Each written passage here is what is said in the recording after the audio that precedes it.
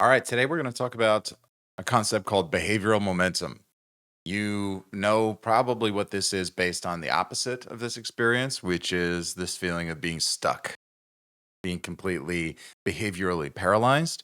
And there's a lot of ways to be behaviorally paralyzed. There is from overwhelm, there is from exhaustion, and we're going to go through how to design your way to um, a place of behavioral momentum. So, today, we want to look at basically how to sustain behavioral momentum when it's present and then how to generate it when it's absent. And then we want to do this in a way that's not um, hacky or through just some kind of like routine list, because this approach to behavioral design very often misses the point. This misses a lot of steps in the behavioral tool chain and the cognitive tool chain that gets you from where you are to where you want to be. Saying, well, just make a list and then do the list misses a lot of steps and is quite ineffective. List making can be an effective tool or component, and it can certainly play a vital piece in creating artifacts along the way that help you to kind of anchor your mind and actions in something external to yourself. So list making is powerful, but that's not what we're talking about here. Today, we're going to do a deeper philosophical analysis of how do you get going and how do you stay going. And again, as anybody who watches my videos knows, this is not meant to be like preachy. This is for me. These things are for me. So yeah. So again, we want to approach this idea of momentum not through hacks, not through routines, but by understanding that deeper structural and philosophical underpinning of human agency under the conditions of modern life. And this also is not a productivity talk. I know a lot of the things that I talk about can come off as kind of productivity hacks or self help or something like that, and it's definitely adjacent to that. But this is meant to be an exploration of motion, right? Of self regulation, of the tension between autonomy and compliance in modern life, because momentum is not a mood state. Anybody who has pushed through difficult mental states in order to perform under pressure or under stress knows that it's not a mood. Momentum is also not motivation. Momentum is the structural coherence of effort over time.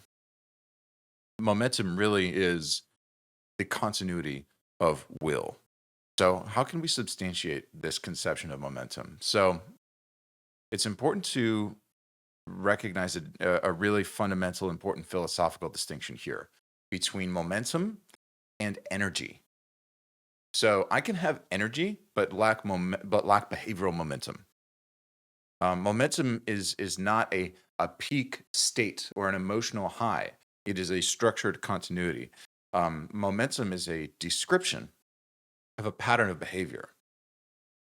Momentum is the persistence of directed action across time without the repeated need to consciously reinitiate it. That's the benefit of momentum, is that you don't have to pay the willpower tax over and over and over again. Momentum is kind of like being wealthy on an energy level, where you have money in the stock market that's working for you, that's generating like you have wealth that's making you wealthier, right? And momentum is where you have directed conscious action over time that is generating directed conscious action over time. So we have a few works that we want to look at, a few concepts. First one is Albert Bandura's really foundational 1977 work called Self-Efficacy towards a unifying theory of behavior change. And in this book, Bandura defines self-efficacy as the belief in one's own ability to produce outcomes. So momentum in this view is what happens when self-efficacy compounds. It is a feedback loop of enhanced trust. And the more you act, the more you believe you can act. And that belief sustains further action. But this is only the psychological dimension. There is another book called Flow, The Psychology of Optimal Experience, by Csikszentmihalyi. And this situates momentum as the consequence of channeling attention through what he calls an autotelic architecture, which, if you studied Greek, means it is the purpose of the self, right? Or the a self-directed end, where challenges meet skill, and that feedback loop of meaning is immediate. And in flow, action becomes self-contained. You don't have to talk yourself into continuing, you just continue. So, in other words, true momentum is not something you generate through exertion. It's something you build by eliminating friction and embedding feedback within the action itself. So, now that we know what momentum is, it's important to understand what breaks it. What breaks our momentum? So, if momentum is structured continuity, then what breaks it is not necessarily fatigue alone, but structural incoherence. So the loop of momentum fails to complete and the system becomes fragmented. And there are three major kinds of fragmentation that can affect or disrupt momentum. The first one is Byung-Chul Han mentions this in his book, 2015 book, The Burnout Society, overdetermined external structures. So Han critiques the modern individual as an achievement subject, which is somebody whose internal drive is overcoded by external metrics. I'm prone to be this kind of person. And in this model, momentum collapses not from exhaustion, but from the disintegration of self reference. The subject becomes a performance interface, always doing but never being. Momentum cannot survive when the locus of reference is fully outsourced. If your sense of progress is only legible through platforms and KPIs or external validation, then the moment ambiguity enters, then the loop breaks. So that's the first way that momentum breaks, is overdetermined external structures. And I recommend that book, The Burnout Society. The second way that momentum fractures is from hypercomplexity without closure. So momentum thrives on local closure, on closing the feedback, the local constitutive feedback loops of behavioral patterns. So when every task is indefinitely nested inside future tasks, then the nervous system can't resolve its orientation, and the system remains open but not alive. So it runs, but it doesn't move. Basically, you have too many tabs, too many frameworks, too many postponed decisions, and this is not ambition. It's entropy disguised as preparation, right? You might call this just being stuck. So you've got overdetermined external structures can disrupt momentum. Hypercomplexity without closure can disrupt momentum. And then third, you have something called emotional granularity collapse. So when emotion becomes undifferentiated, when basically everything feels like fatigue or shame or avoidance, then momentum breaks, not because we can't act, but because we can't interpret what's happening in the system. We can't tell what the friction means, so we stop. Momentum, in this case, is really predicated on narrative clarity.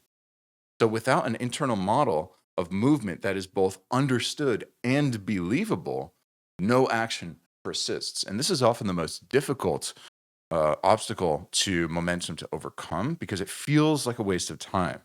It's like, oh, I've got a million things to do, and I need momentum to achieve the level of pace I need to complete them all in a timely manner. However, I'm going to focus on narrative clarity. It feels like an absolute waste of time. It feels like the lowest ROI action that you could possibly take, measured in terms of tasks completed and project progress achieved. But the longer that we ignore this, while it's still a problem, the more we have that emotional granularity collapse. And remember, momentum is a matter of keeping that loop going, which is Momentum's not equal to energy, but it includes, as part of successfully sustaining momentum, an aspect of energy management. And the emotional aspect of the human organism is a big part of emotional regulation and emotional management. So, what informs emotion is often our frame and our frame of mind, and how we frame our situation, and how we respond to the sensorimeter impulses of the body.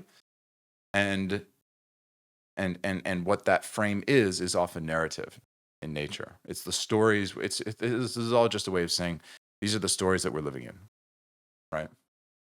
So that's what breaks momentum. Are those three things: are overdetermined external structures, hypercomplexity without closure, and emotional granularity collapse. So what sustains momentum? So to sustain momentum, we need to restore narrative clarity, we need to restore structural coherence, and we need to restore self-referential feedback. So this means a few things.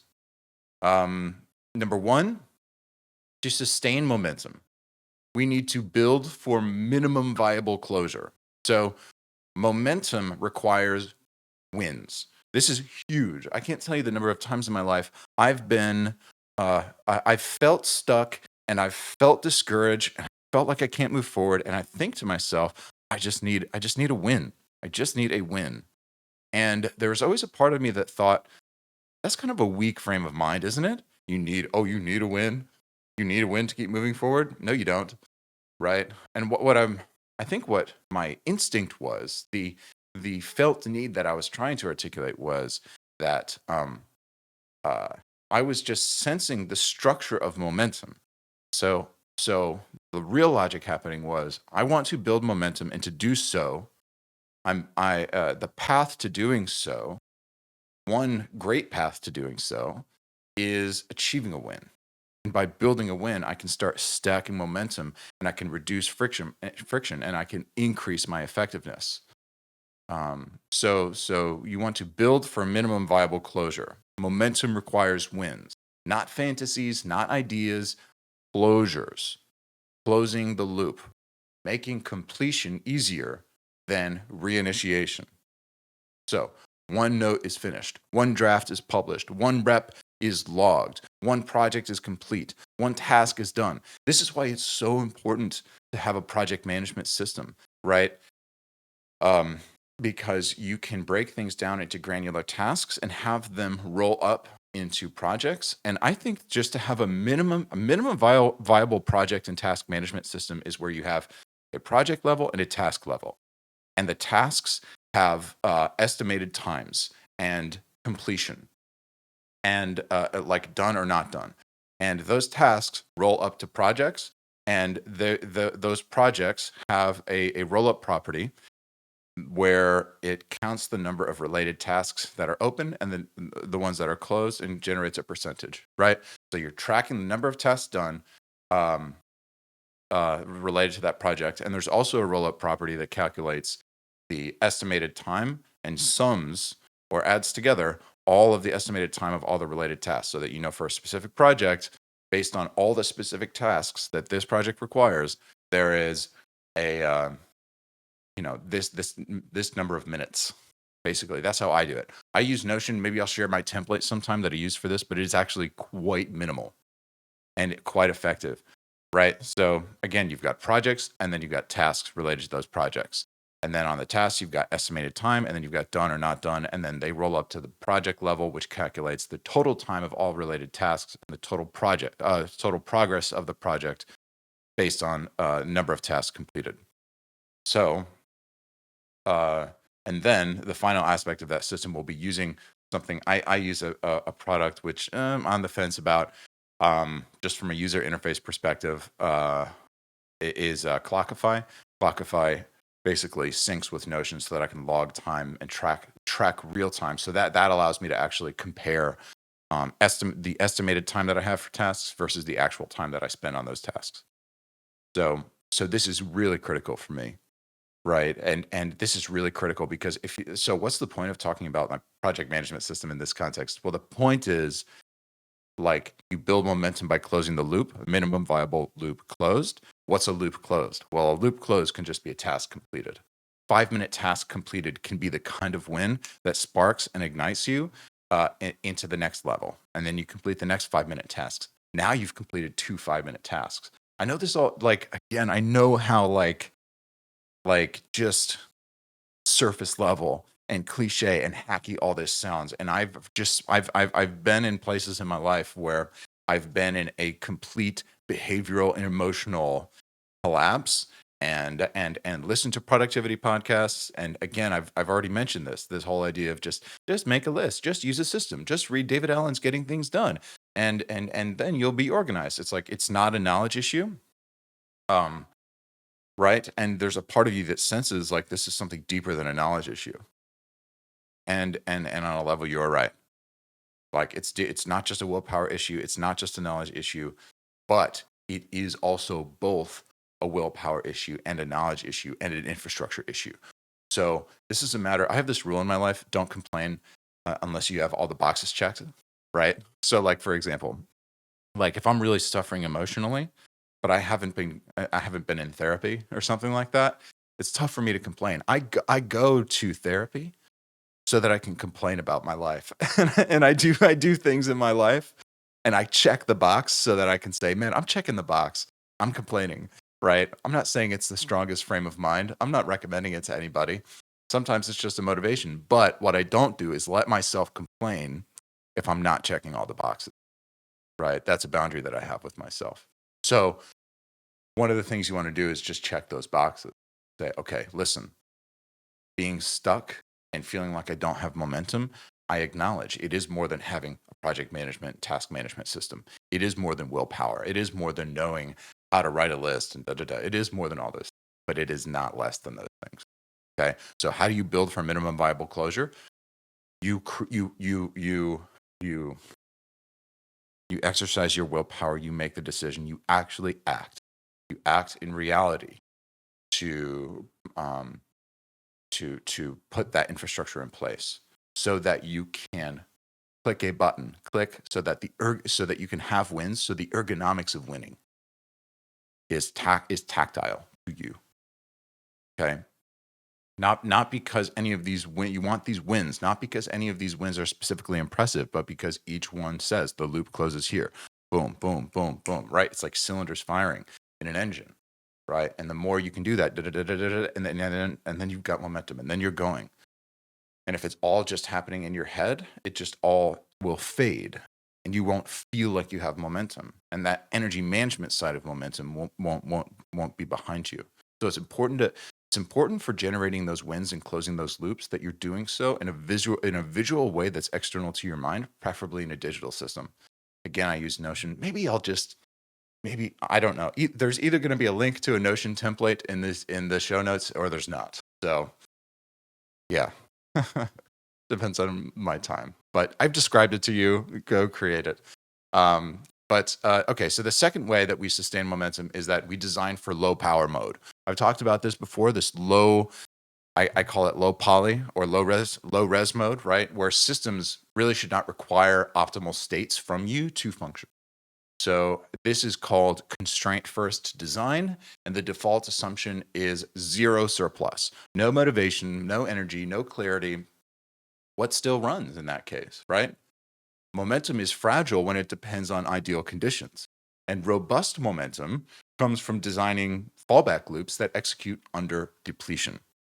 So how to sustain momentum? We build for minimum viable closure. We design from we design from assuming low power mode with constraint first design. And then number 3, we re-embed feedback. So what does this mean? Systems that break momentum often do so because the cost of completion is too delayed. So bring the consequence into the loop. Immediate reflection, immediate adaptation. Bandura emphasized that belief in one's capability is not formed in abstraction. Belief in one's capability is not formed in abstraction. It is formed in action, in feedback, and in results. The loop must remain alive. So even if you're not making progress, Keeping the loop alive is important, right? Facing feedback, owning up to feedback. This is all important. And then for these self-referential anchors, this is a way of sustaining momentum where you have momentum built on compliance, because momentum built on compliance is fragile, and momentum built on coherence is durable. So what you want to do is revisit and re-anchor your effort in internal continuity, not just in goals, but in values, and not just in values, but in authorship. This is the core, really weakness, I would say, of Han's like achievement subject. So Han critiques the modern worker as someone who has no internal anchor, no reflexive position from which to say no. And the solution to this problem is not rebellion or revolution. It's reauthoring from within the individual. So which part of this momentum cycle is yours? What does your system still execute when nothing is pushing it? That's your real operating core. Right? Everything else is basically rented. So I want to offer a closing way of framing this, which is really the ontology of momentum. Ontology being like what it is, right? What it is. Momentum is not behavioral momentum, and momentum specifically is not just a behavioral property. It is ontological on a level. It reveals the structure of the self under pressure. So when we lose momentum, we are not just tired, we are disintegrated. Our attention collapses, our values float, our coherence fragments. And restoring momentum is not about force. It's about structure, it's about narrative, it's about feedback and agency and closure. And when you recover that, when the loop is small enough to complete, and when the action references a real self, when the system closes under constraint and under lack, then momentum returns and it holds in the closure of these small loops. And this momentum realizes itself in your life, not as some hype, but as the repeatable structure that survives low states, not just amplifies high ones.